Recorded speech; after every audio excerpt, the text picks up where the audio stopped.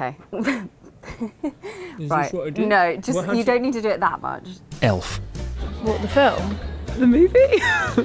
Christmas? The movie. Not the iconic film, the cosmetics brand. Eyes, lips, face.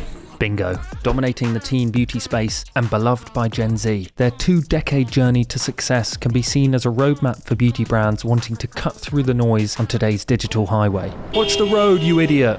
But how did social play a role in e.l.f. accomplishing juggernaut status and the reputation as an entertainment powerhouse? There's really only one way to find out. Let's take a quick trip to the shops first. I've gone out and bought some e.l.f. products, which I thought you could apply. What I'm going to do is just apply a little bit under your eyes. They were really like the first beauty brand that like really went onto TikTok, and they did it early. So an early adopter, they released an original song on TikTok, and they were one of the first brands to actually do an original song that was called like Eyes, Lips, Face. And basically it was huge and it went viral. People like Lizzo, Ellen DeGeneres shared it, did their own versions. I think it got into like the charts as well. It was so big. Wow.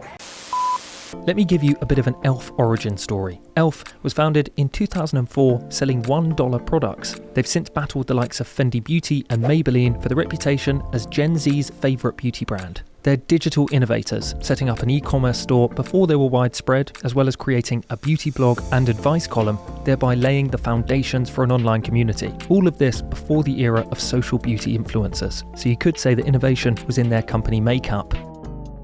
Good for slimming the nose, if you wish. What are you trying to say? They just really understand pop culture and Gen Z culture, and they just move really quickly. So an example is, did you watch White Lotus? Jennifer Coolidge was obviously one of the main characters. She won the Golden Globe. In her Golden Globe acceptance speech, she mentioned how her dream role was to be a dolphin.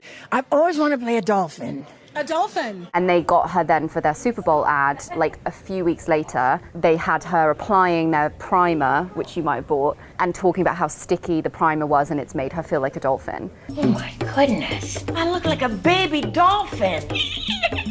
Let's do some eyeshadow. Green is my colour. So they've aligned themselves with gaming. We wanted to create e.l.f. View as a platform to uplift others in gaming. Whoever wears makeup. They were one of the first brands that did like a sponsored Twitch stream. Why gaming? Gaming is like the #1 pastime for Gen Z. I think they spend more time gaming than they do on TV, on social media. I would also say e.l.f. have been very clever with dupe marketing. What's dupe marketing? It's when a brand like e.l.f., which is obviously quite affordable, it's a drugstore brand, they will often, don't want to say copy, but they'll maybe take inspiration from a brand like Charlotte Tilbury, and they'll create a similar version of the products and market it as a dupe, which obviously we know that like dupes for are huge on social media, right, of people sharing more affordable versions of products. Where I think social media has like democratized products is that it used to be all about like how much something cost. You wanted a Rolex because it was expensive. You wanted a Chanel dress because it was expensive. Yeah. I would say e.l.f. is like cooler to most Gen Zs than a Charlotte Tilbury product is. Almost prestige has changed. Exactly, yeah, okay. Is Right, this what I do? no, just Well, you don't need to do it that much. Oh, I like this, I haven't seen this before. I like that. I think it's just mainly that they have like fully gone in for the Gen Z audience. They're like, we are Gen Z, we are a Gen Z brand. The influencers they partner with are the Gen Z icons and creators, and that's what I'm quite scared to do your mascara. Why? Look up.